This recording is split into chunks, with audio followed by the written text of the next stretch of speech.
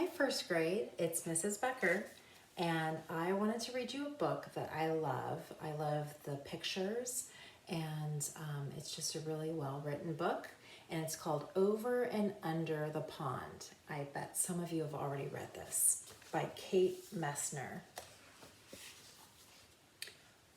Over the pond we slide, splashing through lily pads, sweeping through reeds.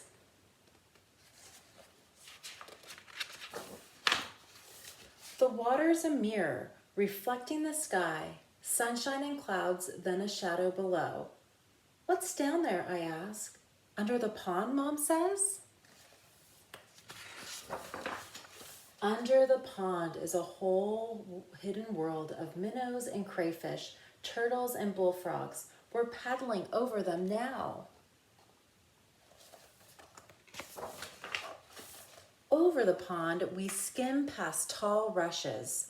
Whirligig beetles loop and twirl, skaters on a warm summer surface. Under the pond, minnows dart through waving forests of grass, while a brook trout lurks, ready to lunge. Over the pond, we lift and dip and pull past a row of painted turtles on a waterlogged tree. 1, 2, 3. They slip off and away. Splash, gurgle, sploosh, under the pond. Over the pond, cattails rustle and shush in the wind. Listen close. Kooklary. Red-winged blackbirds race by. One has grass for her nest. Under the pond, a caddisfly larva builds a home of her own, a secret shelter of pebbles and sand. Over the pond, the shadows of trees lean out from the shore. We coast under a low-hanging branch. A moose looks up with a mouthful of water lilies. We've interrupted his lunch. Under the pond, beavers dive deep. They pump with powerful tails and rise to the surface with delectable roots from the mud.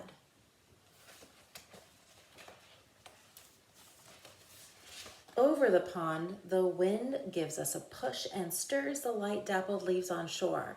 There on a branch, a new goldfinch teeters, finally ready to fly. Do you see the goldfinch? Under the pond, tadpoles are changing, learning to hop. They're losing tails, growing legs, growing up.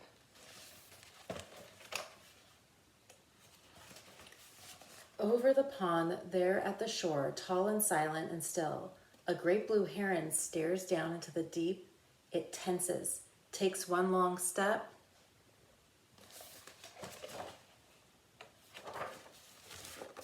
and strikes. It catches a wiggling quicksilver minnow from where it was hiding, under the pond. Over the pond we drift, heads tipped up to the sun. A woodpecker clings to a teetering pine, digging for ants. Under the pond, an otter claws for freshwater mussels. Over the pond, a sleepy dragonfly lands for a rest. His spindly legs tickle my knee. Under the pond, dragonfly larvae watch what swims by. They catch minnows in monster-fast jaws. Over the pond, the shadows stretch. Ospreys circle on quiet wings. Raccoons and mink stalk the shoreline for supper. Under the pond, with a flip of a tail, a crayfish disappears in the dark.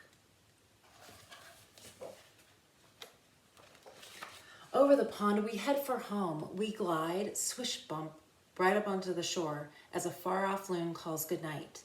The sky turns from sunset to dusk to dark. Night settles over the pond. The prowling catfish and drowsy turtles, the scuttling crayfish and tadpoles turn frogs, wading herons and stalking raccoons. And the hidden world under the pond. I hope you enjoyed the book. It's one of my favorites. Bye, guys.